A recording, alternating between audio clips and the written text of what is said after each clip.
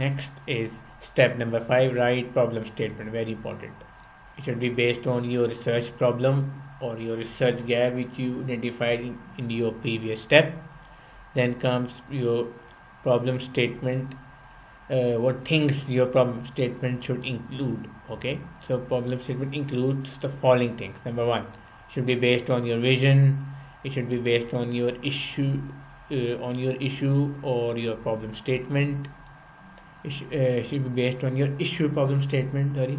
Then it should be based on your methods. Then it should answer 5 W's, which are who is the research for, what is the research, when you will conduct the research, where you will conduct the research, and why are you doing your research. So your problem statement should be able to answer all these 5 W's, or should cover all these 5 W's. So learners, now I will give you examples of 5 W's.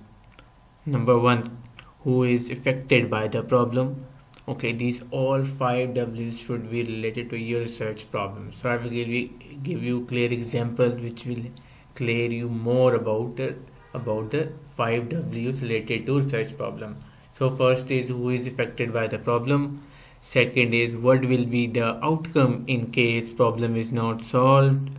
Third is when the problem will be fixed. Number 4 is where the problem will be fixed. Number 5 is why it's important to solve the problem. So when you are writing your research problem, you have to answer these 5 W's, or I should say answer these 5 questions. So let's move to our step number